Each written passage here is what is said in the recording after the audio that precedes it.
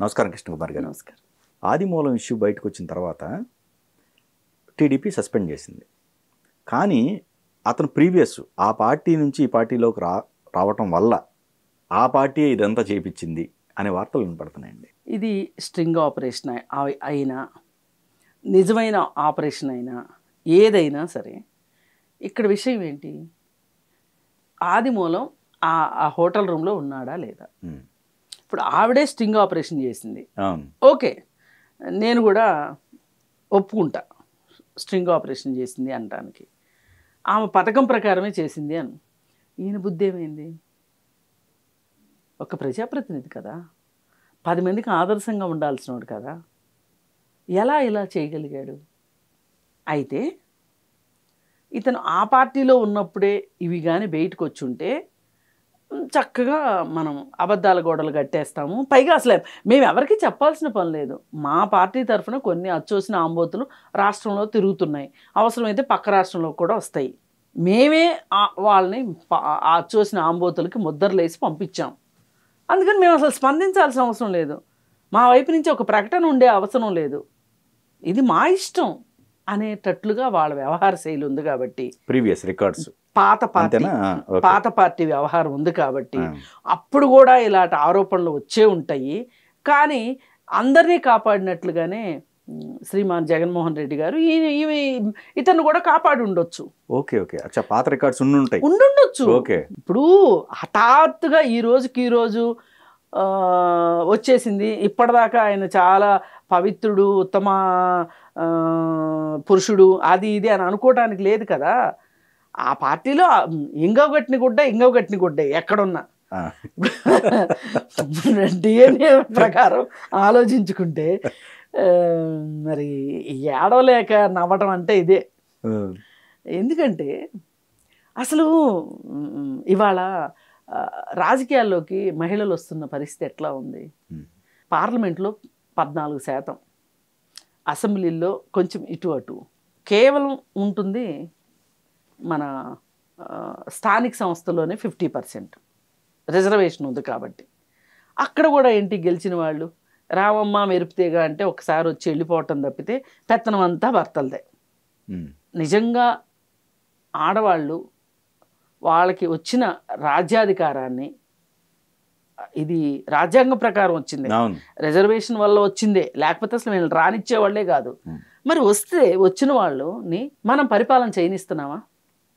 ఈ రోజుకి సిగ్గు లేకుండా పోస్టర్లు చూస్తూ ఉంటాం కదా, ఏమని, మనకి ఒక ఆడపేరు ఒక మగ పేరు కనిపించింది అంటే ఖచ్చితంగా అక్కడ లేడీ, కేవలం పురుషుడి పేరే ఉంది అంటే పురుషుడు అని అర్థం అక్కడ. అంటే ఏంటంటే జనరల్గా ఏం చేస్తారంటే ఉమా వెంకటేష్ అని వేసుకుంటారు. అదే వెంకటేష్ లీడర్ అయితే కేవలం వెంకటేష్ అని వేసుకుంటారు. అంటే ఆ మహిళ తరఫున వీళ్ళు పెత్తనం చేస్తుంటారు. అసలు ఒక్కొక్కసారి సర్పంచులు అయితే దారుణం, సర్పంచ్ కుర్చీలో భర్తలే కూర్చున్న పరిస్థితి. అంటే నేను ఎందుకు ఇదంతా చెప్తున్నానంటే, అసలు రాజకీయాలు ఈ విధంగా ఉంటాయి అంటే అసలు మహిళలు రాజకీయాల్లోకి ఎట్లా వస్తారు? అసలు మీరు అసలు సమాజంలో రాజకీయాలు ఇంత దరిద్రంగా ఉన్నాయి, ఇక్కడికి వస్తే ఇట్లాంటి వేధింపులు ఉంటాయి, లేకపోతే ఇలాంటి వ్యవహారాలు నడుస్తూ ఉంటాయి అంటే ఎట్లా మహిళలు వస్తారు? అసలు మహిళలు రాజకీయ నాయకుల దగ్గరికి ఎందుకు వస్తారు? అధికారం ఉన్న వాళ్ళ దగ్గరికి ఎందుకు వస్తారు? భర్త చనిపోయాడు, నా భర్త ఉద్యోగం ఇవ్వండి, లేదు నా భర్త చనిపోయాడు, మాకు ఆస్తిపాస్తులు లేవు, ఉపాధి కోసం ఏమన్నా చేసుకుంటాము, ఏమన్నా ఇవ్వండి, లేదు మేము పేదరికంలో ఉన్నాము, పిల్ల పెళ్లి చేసుకోలేకపోతున్నాము, ఏమన్నా సహాయం చేయండి, అది ఇది కాదంటే భర్త లేడు, పిల్లలను చదివించుకోవాలి, కొంచెం కాలేజీలో సీటు గురించి మాట్లాడి పెట్టండి, లేదు నేను భర్త లేని దాన్ని, నా స్థలాన్ని ఎవరో ఆక్రమించుకుంటున్నారు, అలాగే నా భర్త చనిపోతే నా అత్తగారి వాళ్ళు నాకు ఆస్తి ఇవ్వట్లేదు, ఇట్లాంటి రకరకాల కారణాలతోటి రాజకీయ నాయకుల దగ్గరికి వస్తారు. ఏదో ఒక అధికారంలో ఉన్నారు కాబట్టి ఒక మాట చెప్తే నడుస్తుంది అని చెప్పి వస్తారు. అలా వచ్చిన వాళ్ళని మీరు ఈ విధంగా, ఈమె రాజకీయ ఉద్దేశంతో వచ్చిండొచ్చు, ఆమె కూడా రాజకీయాల్లో ఉంది కాబట్టి వచ్చిండొచ్చు, అది వేరే విషయం. కానీ మామూలు మహిళలు కూడా మీ దగ్గరికి వస్తూ ఉంటారు, పోతూ ఉంటారు. వాళ్ళతో కూడా మీరు ఇలాగే వ్యవహరిస్తారా అంటే మీకు అధికారం ఉంది కదా అని. అందుకని ఇక్కడ ఇలాంటి కేసును బట్టి నేర్చుకోవాల్సింది ఏంటి అంటే రాజకీయ నాయకులు వాళ్ళ బుద్ధిని కొంచెం అదుపులో పెట్టుకోవాల్సిన అవసరం ఉంది. మామూలు ఒకటండి, ఇది ప్లాన్డ్ ప్రకారం జరిగిందా? అది ప్లాన్ అయినా సరే ఓకే చేయకూడదు. ఎందుకంటే ఆ పార్టీ నుంచి ఈ పార్టీలో మీరు 100 చెప్పండి 1000 చెప్పండి, ప్లాన్ ప్రకారం చేసినా సరే తప్పే అండి. కానీ ఇక్కడ ఇక అది ఆ ఫ్యాబ్రికేషన్ అంటారా, అది అది అది అది అతను తేల్చుకోవాలి. ఓకే ఓకే ఆ ఫ్యాబ్రికేషన్. ఇప్పుడు ఇట్లాంటి ఫ్యాబ్రికేషన్స్ జరగటానికి కారణాలు ఏముంటాయి అంటే అతను ఆర్థికంగా మంచి పరిస్థితులు లేకపోవటము, లేదు అంటే అతను వెనకబడిన కులాలకు చెందినవాడు అవ్వటము, ఇలాంటివి ఉంటాయి. ఇప్పుడు మనం తెలంగాణలో చూసుకుంటే గనక అంటే ఇప్పుడున్న ప్రభుత్వానికి చెడ్డ పేరు తీసుకురావటం కోసం అతన్ని రాజకీయంగా అణగదొక్కటం కోసం ఇప్పుడు జరుగుతాయి. ఆ జిల్లాలో వాళ్ళ ప్రాబల్యం పెంచుకోవాలి అనుకుంటే ఇతను ఏదోన్నా అడ్డుగా ఉన్నాడు అనుకోండి, ఇతన్ని ఏమైనా చెయ్యాలి, రాజకీయంగా అతన్ని అణగదొక్కాలి అంటే అతను వ్యక్తిగత హననం చేసేసారనుకోండి క్యారెక్టర్ పరంగా, ఇంక వాడు తలెత్తుకోలేడు కదా. అలా చేసేవాళ్ళు ఉన్నారు. ఇప్పుడు ఖచ్చితంగా ఆదిమూలం ఇలాంటి పని చేయలేదు అనడానికి మన దగ్గర ఆధారం లేదు. హోటల్ రూమ్ బుక్ చేసింది అతనే, హోటల్ రూమ్కి వచ్చింది ఆవిడ. కాకపోతే ఆయన స్టేట్మెంటే కరెక్ట్గా లేదు. ఏది ఆర్టిఫిషియల్ ఇంటెలిజెంట్ సంబంధించింది, అదే అసలు మార్ఫింగ్ చేశారు అన్నట్టుగా. ఏమండి వైసీపీ వాళ్ళకి కాక ఎవరికి వస్తాయి ఇట్లాంటి గొప్ప ఆలోచనలు? మార్ఫింగ్ అనేది నిన్న మొన్నటి దాకా ఆయన ఉన్నది ఎక్కడ?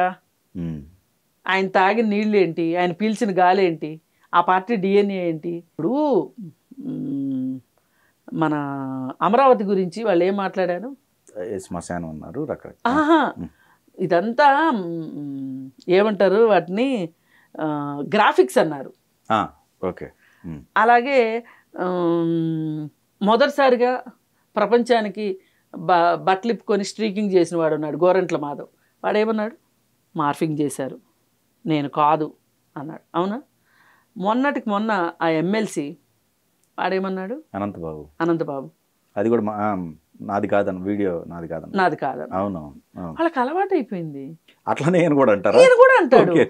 అందుకని అసలు ఇప్పుడు ఈయన అసలు ఇది ఇంకెవరైనా ప్లాన్ ప్రకారం ఆ అమ్మాయిని పంపించారు అనేది అతను నిరూపించుకోవాల్సిన విషయం. నిరూపించుకోగలిగితే ఎవరు ఆదిమూలం నిరూపించుకోవాలి. ఆదిమూలం అది నిరూపించుకున్నా కానీ జరిగిన దానికైతే ఇతను బాధ్యత వహించాల్సిందేగా.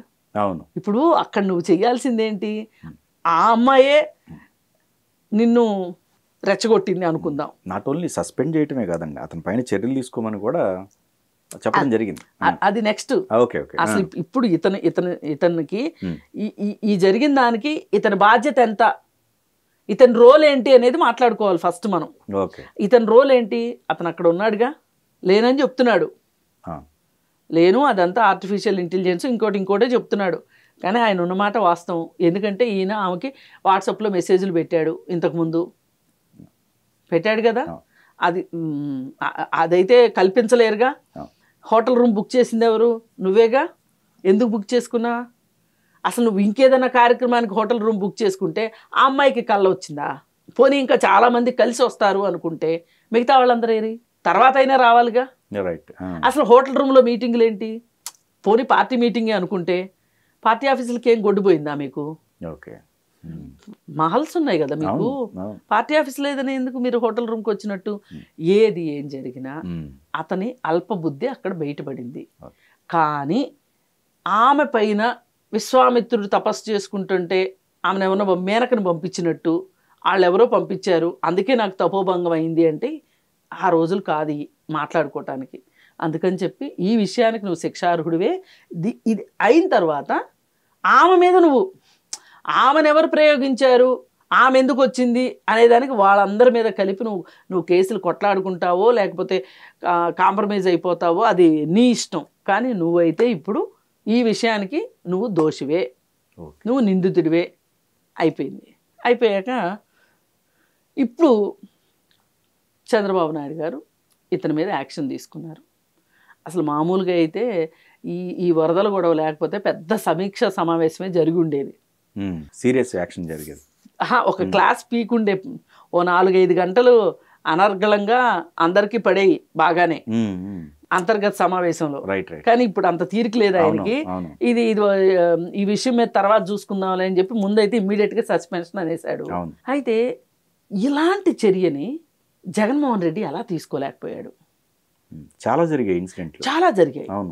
మరి తేడా అదే, ఆ పార్టీకి ఈ పార్టీకి తేడా అది. ఇక్కడికి వచ్చాక కూడా వాడు బుద్ధి మార్చుకోలేదు. చూసారా నేను ఎక్కడున్నాను అనేది చూసుకోవాలి. అదేలే వాళ్ళు వదిలివేసినట్టు ఇక్కడ కూడా వదిలేస్తారు అనుకున్నాడు. ఇది చాలా మామూలుగా తీసుకున్నారు వాళ్ళు.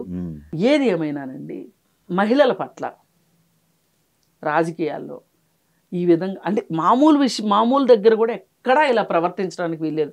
మనం ఇప్పుడు సినిమాల్లో చూస్తున్నాం కదా. ఇప్పుడు నిన్న కాక మొన్న కేరళలో ఒక సినిమా యాక్టర్ని అత్యాచారం చేశాడనే ఒక విషయం మీద ఒక ఎమ్మెల్యేని సస్పెండ్ చేశారు సిపిఎం పార్టీ వాళ్ళు. హేమా కమిటీ రిపోర్ట్లో వచ్చిన దానిలో భాగంగా వాళ్ళు ముందేమన్నారంటే, అసలు ప్రపంచం అంతా ఏం మాట్లాడుతుందో చూద్దామని పార్లమెంట్లో 35 మంది ఉన్నారు, అసెంబ్లీలో 150 మంది ఎమ్మెల్యేలు ఉన్నారు. మరి అలాంటప్పుడు వాళ్ళెవరిని సస్పెండ్ చేయనప్పుడు, ఏ పార్టీ యాక్షన్ తీసుకున్నప్పుడు మమ్మల్నే యాక్షన్ తీసుకోమని ఎందుకు కోరుతున్నారు మీరు అని చెప్పి సిపిఎం వాళ్ళు అడిగారు. అడిగి ఒక 2 రోజులు చూశారు ఎవరి దగ్గర నుంచి అయినా ఒక సమాధానం వస్తేమని. ఎవరు సమాధానం ఇవ్వకపోయేసరికి వాళ్ళకి అర్థమైపోయింది ఇది ఎవరు సమాధానం చెప్పరు అని అర్థమైపోయి వాళ్ళు సస్పెండ్ చేసేసారు. అది ఒక మంచి పరిణామం. ఇక్కడ ఆంధ్రప్రదేశ్లో జరిగింది ఒక మంచి పరిణామం. ఏది ఏమైనప్పటికీ ఇలా చెయ్యాలి అనుకున్న వాళ్ళకి ఇలాంటి బుద్ధులుంటే మీరు అసలు రాజకీయాల్లోకి రావద్దు. ఎందుకంటే ఒక ఎమ్మెల్యే అంటే కనీసం 2 లక్షల మందికి ఒక ప్రతినిధి, ఒక ఎంపీ అంటే 5-6 లక్షల ఓటర్లకి ప్రతినిధి. మీరు వాళ్ళకి ఒక ఏమనాలి, ఒక ఎగ్జాంపుల్లా ఉండాలి. మీరే ఇలా చేస్తే ఎట్లా బుద్ధి గడ్డి తింటే ఎట్లా? అందుకని చెప్పి చంద్రబాబు నాయుడు గారు తీసుకున్న నిర్ణయానికి మటుకు 100% మంచి పని చేశారు, బుద్ధి వచ్చేలాగా చేశారు అని నేను నమ్ముతున్నాను. ఓకే.